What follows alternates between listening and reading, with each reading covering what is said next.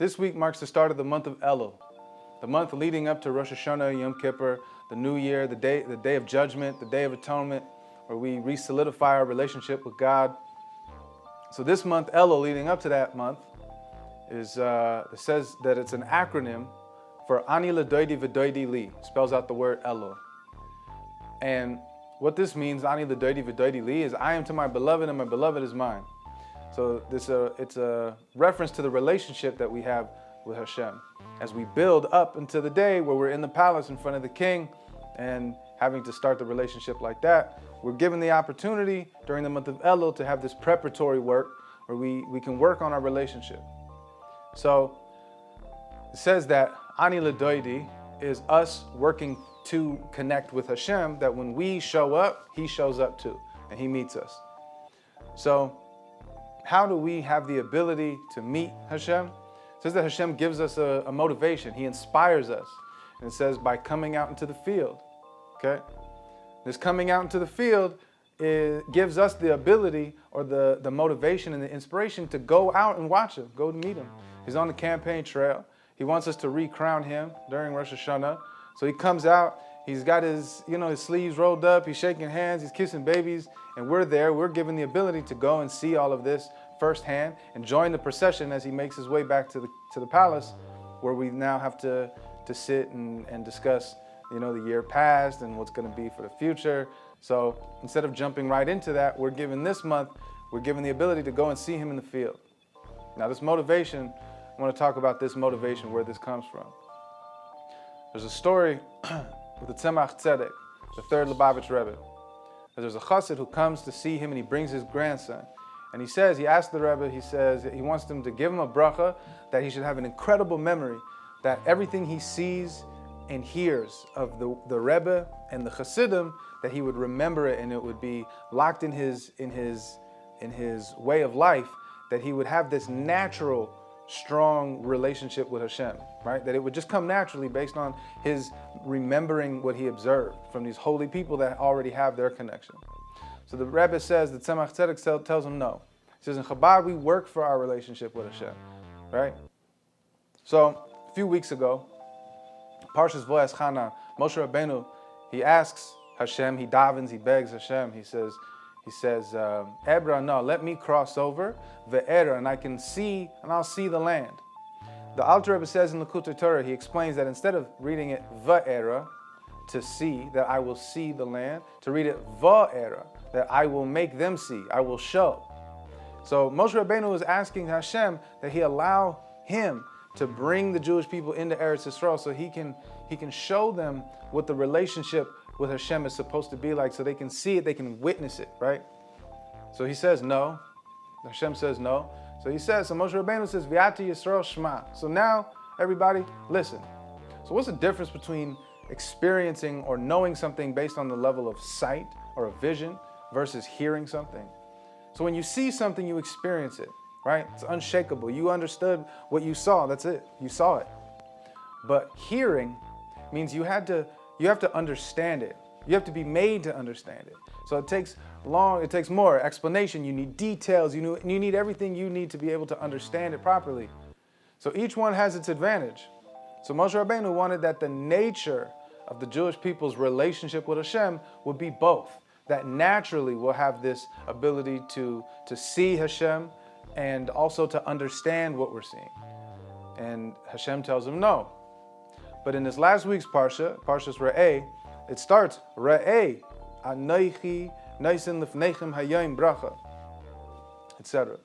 So he says, this level of Re'eh, of Re'iyah, of vision, clarity, says Anoichi, right? That Anoichi, I is usually Ani, okay? And we understand that Parshas Devarim, or the Sefer Devarim rather, is written firsthand from Moshe Rabbeinu. But by using the word Anoichi, Anoichi is Ani, the word I, but with the Chaf, which represents Keser. That goes on God, the deepest level of God. That Anoichi Misha Anoichi, I am that I am. That Anoichi Havaya Elokecha, right? The Ten Commandments, the Aseret HaDibros, that when Hashem spoke with us, it came from first person, Anoichi, that Hashem himself, it says that Re'ei Anoichi Noisen Lifnechem. Noisen is to give.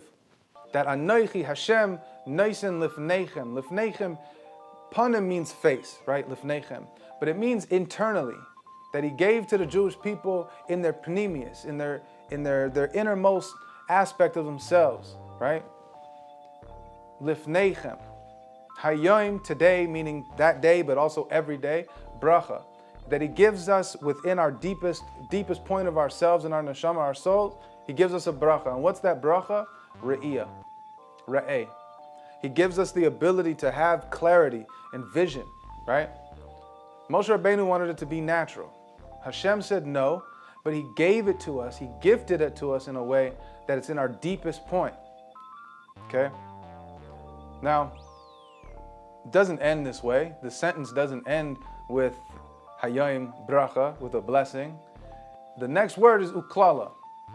So the Rebbe explains that based on how we just explained the pasuk to mean, based on Chassidus, it doesn't make sense that the very next word would be uklala, curses, or a curse. So he explains, he says, Hashem, Anoichi isn't just gifting to us a bracha, but also a curse. What does that mean? He's gifting us with the ability to transform a curse into a bracha. What does this mean? It means that everything that comes from Hashem is good. Only good comes from Hashem. Sometimes the good is so high, it's so potent, that it doesn't come through a purification process before it comes to our revealed reality. It's so potent, it's so high a bracha that it doesn't translate into this world naturally. So it has to be done cryptically in a way that it seems like a curse. So to illustrate this, there's a Gemara in Moed Katan, and it says that, it's in the Talmud, it says, Rabbi Shimon Bar Yochai, the author of the Zohar, his son, Rebbe Lazar, he sends Rebbe Lazar, his son, to get a bracha from the Chachamim, from the sages. So he goes, and they give him a bracha. They say to him, it should be Hashem's will that you should plant and not harvest. You should enter and not exit. You should exit and not enter. That Hashem should destroy your house and that you will live in temporary lodging, right? He said he'll confuse your table and that you won't see a new year. So he goes home. Rebbe Lazar goes home to his father and he's like, I don't understand. You told me to go and get a bracha and they gave me the opposite of brachas. They cursed me basically. So the Rashbi, right, tells him, no, you didn't understand. When they said you'll plant and not harvest, it means that you'll have children and you'll never have to collect them. They'll never pass away. You'll never have to take them back. You'll never have to collect them. And he says you should enter and not exit.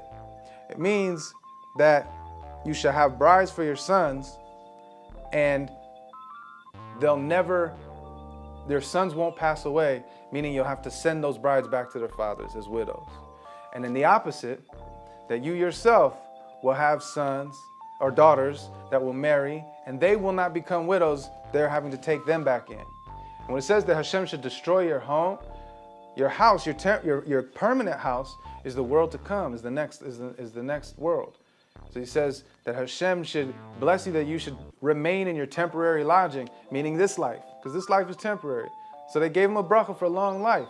When it says that your table will be confused, it means with children running around, it's chaos, it's beautiful chaos. So that's a bracha. And he says lastly, when he says that you shouldn't see a new year, it means that you won't see another Shana Rishona, another first year, meaning that you'll never have to remarry, that you won't, Chas v'shalom, get divorced or become a widow yourself and your wife pass away, Chas v'shalom, God forbid. So these are all brachas, but they were such potent brachas that they couldn't be said in a normal way. They had to be said cryptically. So Hashem gave us this ability. He gifted us this bracha. Uklala was that we should also have the bracha to be able to transform these curses or seeming curses into the brachas that they truly are.